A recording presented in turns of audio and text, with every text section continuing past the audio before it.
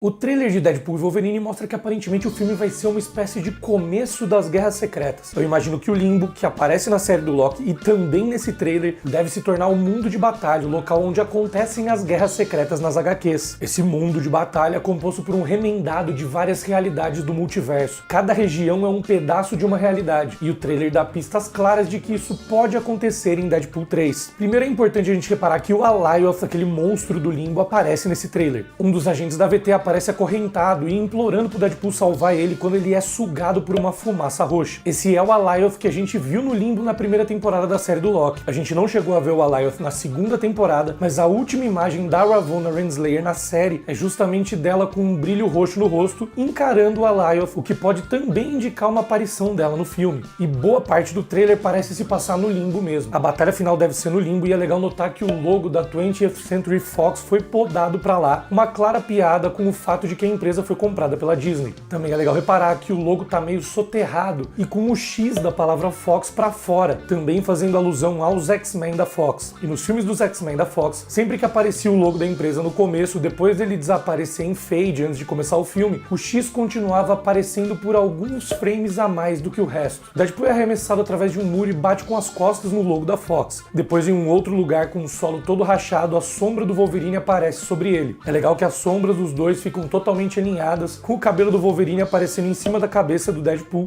até ele levantar a cabeça e cobrir a sombra da cabeça do Wolverine. Em seguida, o Wolverine tira as garras pra fora e por um breve momento a gente vê o uniforme tradicional dele finalmente, mas só de costas e bem rapidinho. Mas tudo bem, a gente já viu muitas fotos do set do uniforme completo. Não precisava mostrar mais que isso. E a mistura das duas sombras meio que indicam que o Wolverine e o Deadpool são dois lados da mesma moeda. Dois personagens que se completam, se misturam. E também que o Deadpool sempre foi uma espécie de sombra do Wolverine. Mas o que é muito importante de reparar nessa imagem é que no canto esquerdo da tela tem um quadrinho das Guerras Secretas de 2015. É justamente a capa do capítulo número 5, que mostra o Doutor Destino em destaque junto com Beyonder. Não, eu não acho que o Doutor Destino vai aparecer nesse filme, a não ser que seja um pequeno cameo de versões passadas da Fox. O que é importante é que essa HQ, justamente o capítulo 5, é o capítulo que explora a criação do mundo de batalha, que conta como foi criado. E isso é exatamente o que começou na série do Loki e vai terminar nesse filme aparentemente. Parte do universo dos X-Men da Fox, assim como parte de universos alternativos do MCU, já estão presentes ali naquele lugar. É legal reparar também que em cima dessa HQ tem uma garrafa de Pingo Doce, aquele suco verde que aparece no Incrível Hulk do Edward Norton quando o Bruce Banner trabalhava em uma fábrica no Brasil. É a bebida onde caiu uma gota de sangue do Hulk no filme. Aí o Stan Lee bebeu o líquido naquela clássica aparição dele no filme e ficou doente. Nessa batalha que deve acontecer no Limbo, tem um dos momentos mais legais do trailer, quando o Deadpool vai pegando os pentes de balas das pistolas no ar enquanto ele atira. Ele pisa em alguma coisa, uma espécie de plataforma branca, e é isso que faz o pente voar para ele pegar no ar. Outro detalhe legal de reparar é que nas bases de cada uma das armas tem logos dourados do rosto do Deadpool. Nessa cena dá pra ver brevemente também uma torre atrás do Deadpool, que eu imagino que seja a CN Tower, ponto turístico de Toronto, mais uma piadinha com o fato do Ryan Reynolds ser canadense e o personagem Wolverine também. Na cena do Alioth também dá pra ver umas espécies de jaulas redondas de metal. Vou falar sobre elas daqui a pouquinho. Também dá pra ver um carro com um braço mecânico se estendendo pra formar uma espécie de satélite ou arma e um homem armado e mascarado em cima dele nessa cena no Limbo, eu também já vou falar sobre isso. Mas tem uma hélice de um Helicarrier no fundo de uma das imagens e a gente viu que tinha um Helicarrier no Limbo em Loki. Talvez seja a mesma região do Limbo que apareceu no episódio 5 da primeira temporada.